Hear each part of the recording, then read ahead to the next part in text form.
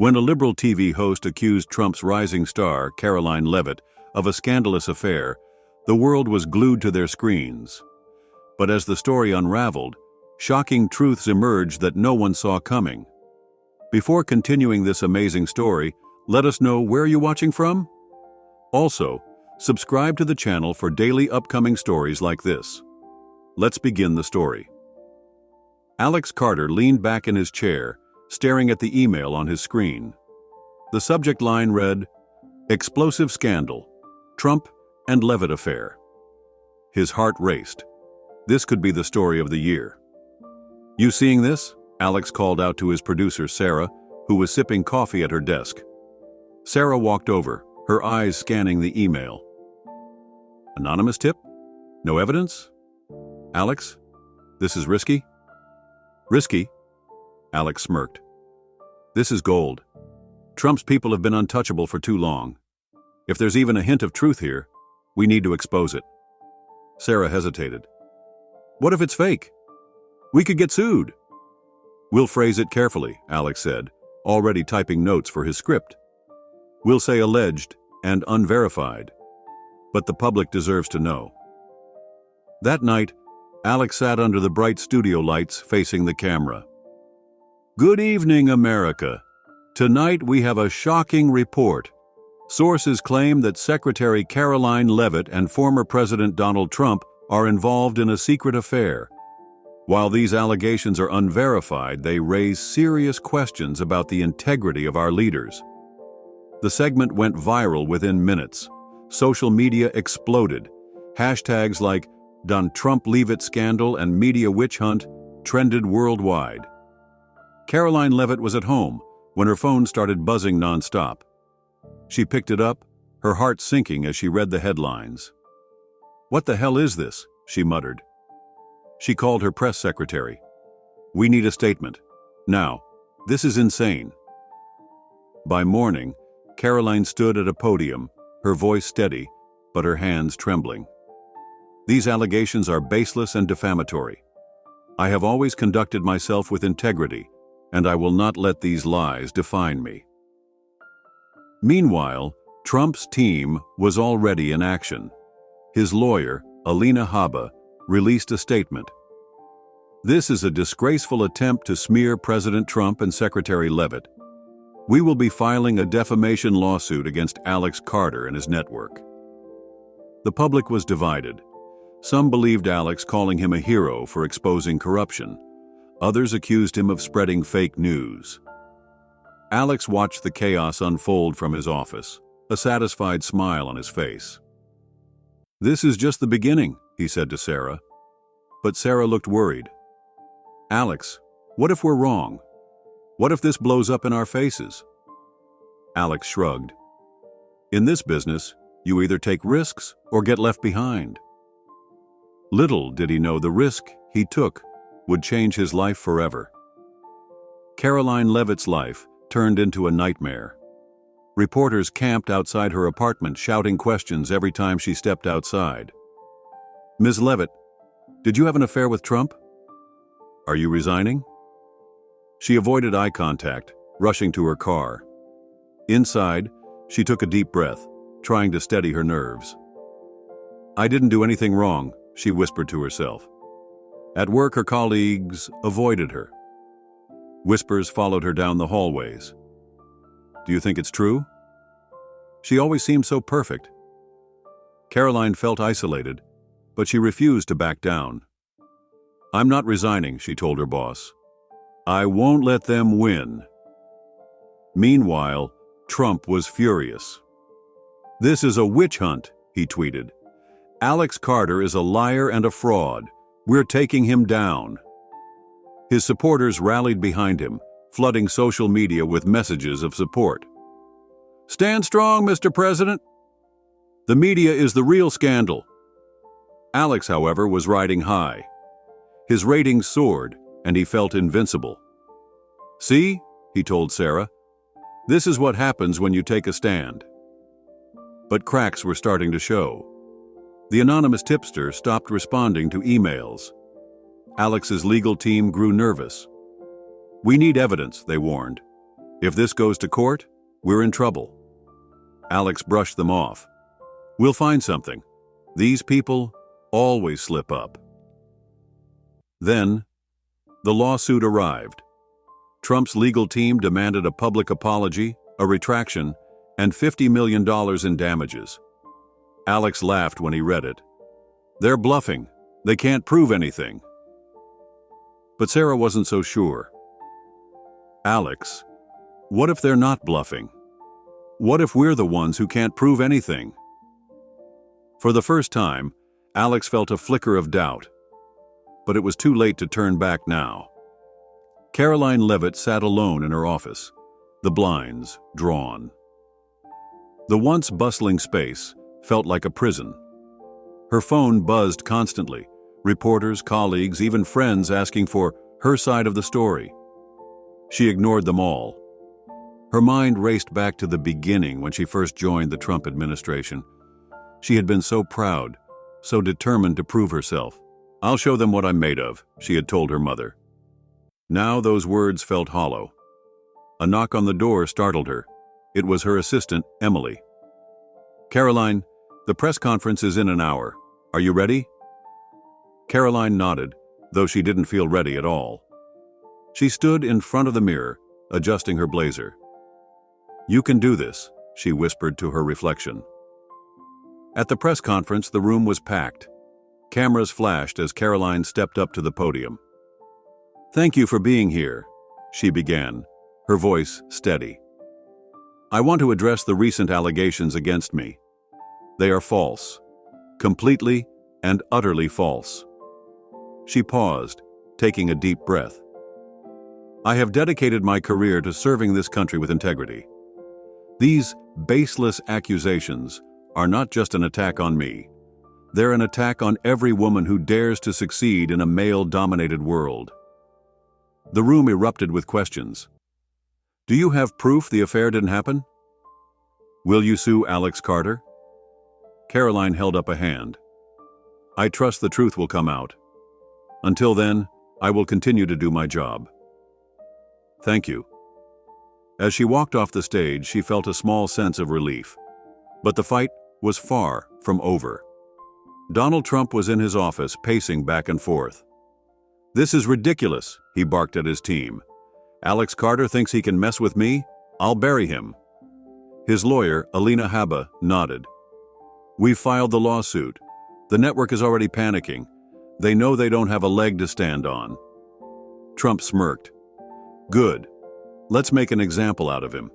No one messes with Donald Trump. He picked up his phone and typed out a tweet. Alex Carter is a fake news loser. He made up lies about me and Karoline Leavitt. Sad. We're suing him for everything he's got. MAGA. Within minutes, his supporters flooded the comments. Take him down, Mr. President. The media is the real scandal. Trump leaned back in his chair, satisfied. This is how you fight back, he said to no one in particular. Meanwhile, Alex Carter was starting to feel the pressure. His inbox was flooded with legal notices, and his network's lawyers were breathing down his neck. Alex, we need to talk, Sarah said, her tone serious. What now? Alex asked, though he already knew. The tipster. They've gone silent. We have no evidence. If this goes to court, we're screwed. Alex ran a hand through his hair. There has to be something. Did you check their IP address? Their phone records? Sarah sighed. We've tried everything. There's nothing. For the first time, Alex felt a pang of fear, but he couldn't show it. Not now. We'll figure it out, he said, though he wasn't sure he believed it. The lawsuit was all anyone could talk about. News outlets dissected every detail, and Alex's face was everywhere, but not in a good way. Alex Carter, hero or liar, one headline read. Network faces $50 million lawsuit over false claims, read another. Alex tried to stay calm, but the cracks were starting to show. His once confident demeanor was replaced by nervous energy.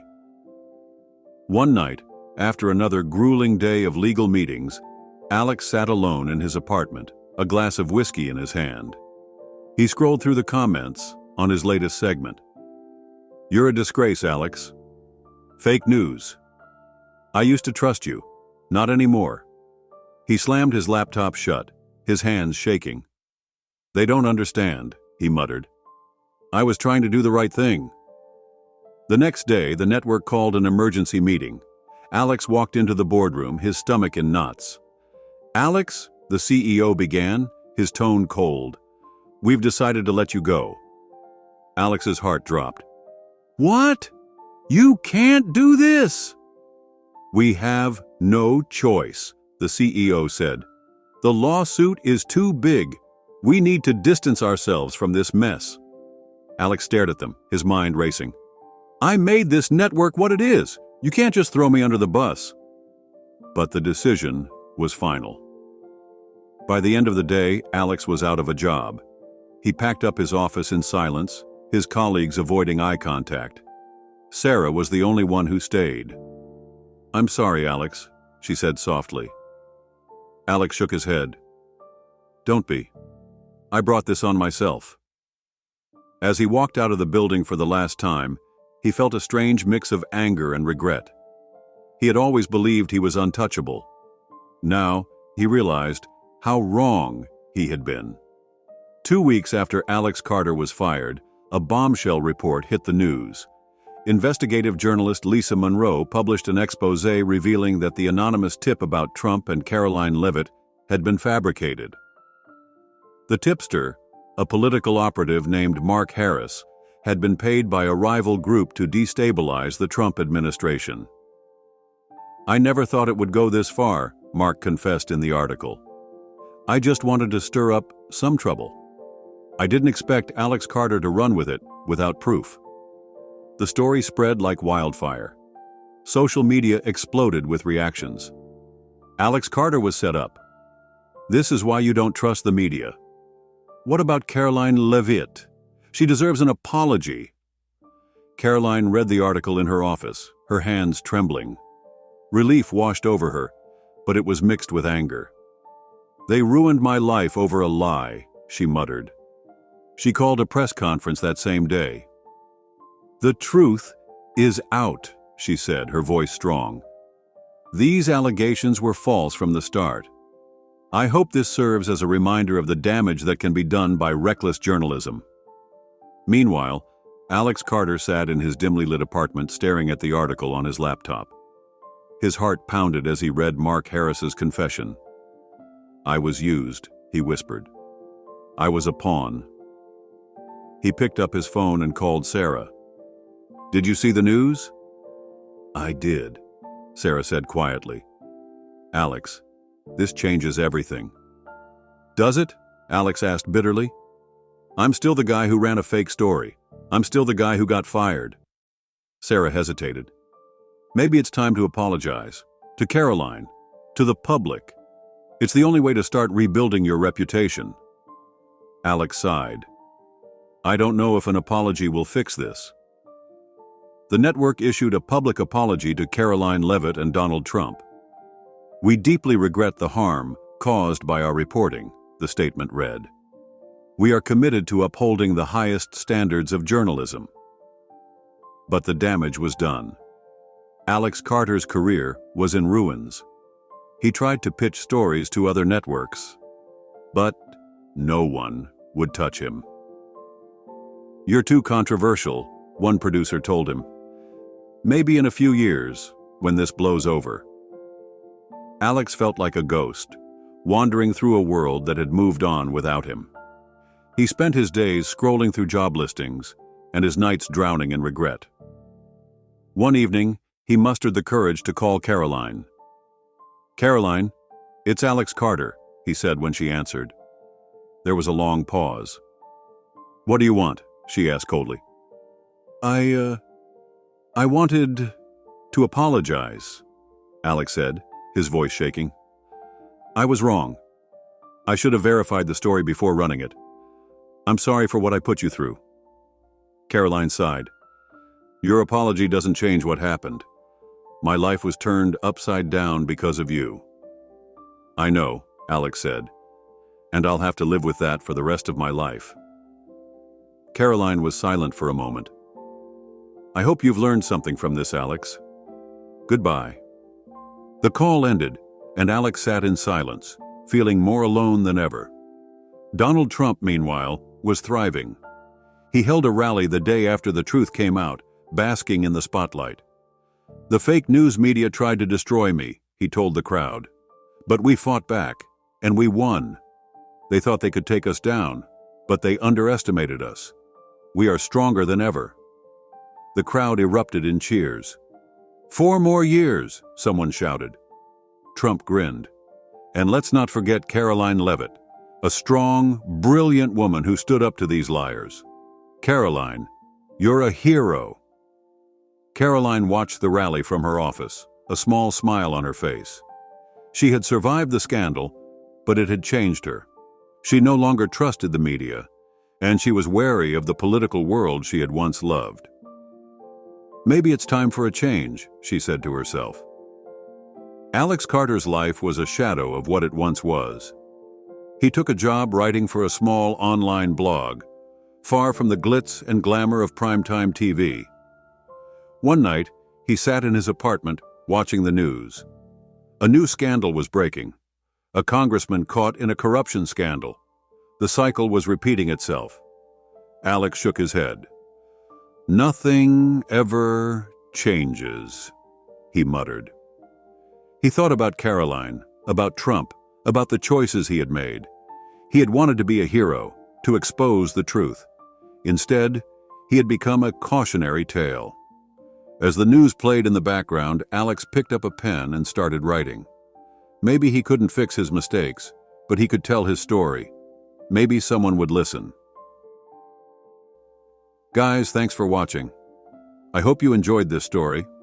Let us know about your thoughts in the comment section. Also, subscribe the channel for daily stories. Notification.